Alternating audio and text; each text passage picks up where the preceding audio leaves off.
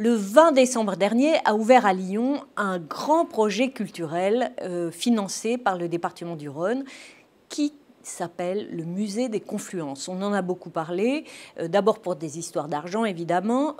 C'est un projet au long cours qui a duré 15 ans et qui a coûté 255 millions d'euros.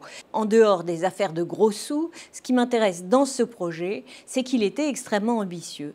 En fait, la ville de Lyon bénéficie d'un patrimoine important en matière d'histoire naturelle, en matière de patrimoine scientifique, etc. Ils ont hérité d'un cabinet de curiosité exceptionnel du XVIIIe siècle.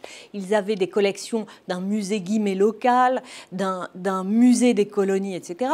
Tout ça accumulé fait qu'ils ont voulu créer une sorte de musée de l'histoire des sciences naturelles, des techniques et un peu d'art aussi, qui est une fusion de toutes ces disciplines dans un bâtiment qu'ils voulaient exceptionnel. Le bâtiment, c'est une sorte de grand dinosaure, de grand mammouth, de mastodonte pas du tout élégant. Il parle de nuages, mais moi, je n'ai pas vu de nuages, si ce n'est dans le ciel, évidemment.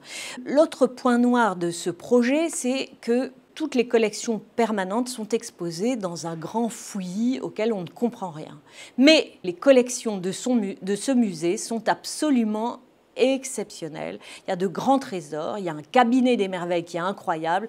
On y trouve des mammouths, des camarasaurus, des girafes taxidermisées, des dromadaires, des essaims de papillons. Enfin, c'est une sorte d'arche de Noé incroyable. On voit aussi des momies. C'est la deuxième collection après le musée du Caire, de la plus grande collection de momies d'animaux au monde.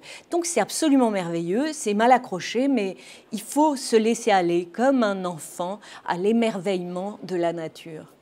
Merci beaucoup, à bientôt.